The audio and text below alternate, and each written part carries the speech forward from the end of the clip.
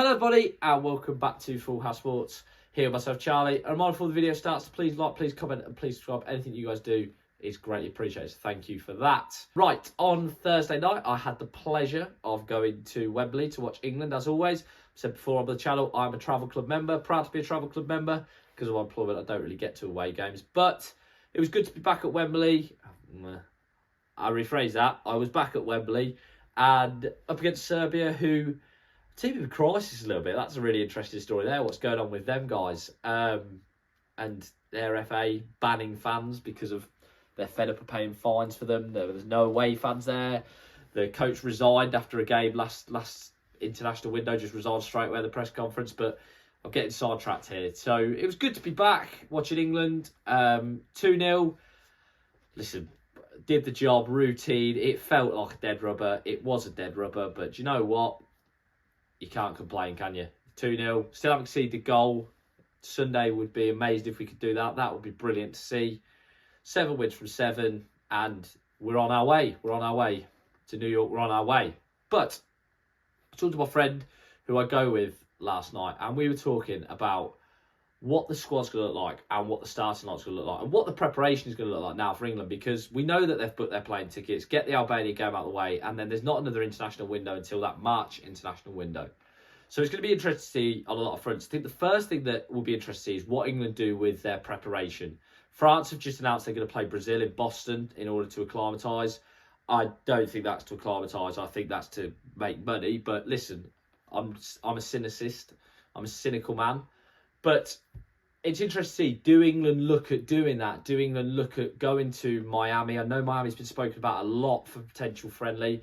Florida or the East Coast. I suppose they would have to wait for the draw, but do they go over and seek out potential camps for England, where they're going to play, where they're going to train? It'll be interesting. Personally, as a man who goes to England games, I'd be annoyed if I didn't get the chance to send them off, because if so, then I think more would have probably been done last night to send them off to America. But I don't know how they'll do it or what they'll do with it. I think secondly, it'll be interesting to see what they do with the friendlies. So France are playing Brazil. That's a pretty big hit. That's 2 big hitters. Japan and Uruguay seem to be flying around an awful lot as games and opponents. The Uruguay game I like. The Japan game I like, I guess. They're from different confederations, which has always been the tradition with World Cup preparation. Try and get a team from a different confederation to get used to that different style of football. But football's so globalised now that I think that's a wasted terminology. I think it's good to see England play different opponents though. But it'll be interesting to see who they go up against and what they go up against. And I think secondly, what will be interesting is the squad and the starting lineup. I personally think 7 or 8 of the starting spots are secured. Goalkeeper, Stones, James if he's fit. The 2 central midfielders, I think Saka, Kane, obviously. The rest, I think, is interesting. I think Konza looks like he's going to start next to John Stones. Where does that leave Gay? I don't know what happens there, but it looks like it's going to be Konza. Whether I agree with that, I don't know. I think Gay's personally a better centre-back, and I thought last night Konza was getting spun a little bit by Vlahovic, but it is what it is. I think either or, they're very similar in terms of play and strengths. I think left back's an interesting one. You know, there's rumours Thomas Tuchel has told Miles Lewis-Skelly, you need to go out and get football. You need to go maybe on loan. Where he goes, don't know. There's rumours West Ham, Everton are interested.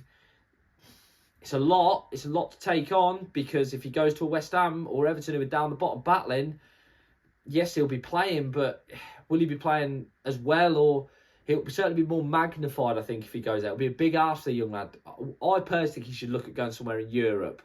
Maybe a mid to high table Serie A or La Liga side and getting some football out there. Potentially teams still in the European competitions as well. I think would be ideal, but maybe he doesn't want to do that. Who am I to say? I think it'll be interesting to see the number 10. I think the number 10 is the big one, because Rodgers looks to be a Tuchel favourite. And listen, he seems to fit well into the system. He seems to be respected by the players around him and suits the way they play. Where that leaves Jude Bellingham, I don't know, because we know what Jude Bellingham was capable of at the last Euros. We know how good he can be. Where that leaves him, I don't know. Where that leaves Cole Palmer, I think, is a really interesting one. I can see Cole Palmer not getting picked this World Cup. And that's an outrageous statement to make, but I'm not one of these who's trying to seek controversy. I just think Tuchel's not going to change the squad too much.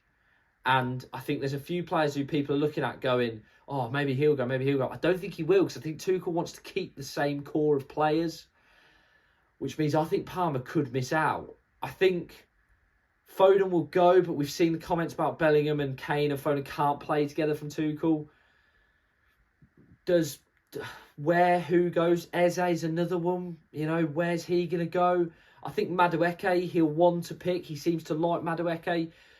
We're again going into a major tournament, still not really knowing the combinations. And I think Tuchel was brought in to find them out. But I think Bellingham on his day is a difference maker. But it seems to be, I think, a developing undercurrent between him and Tuchel. I'm not sure.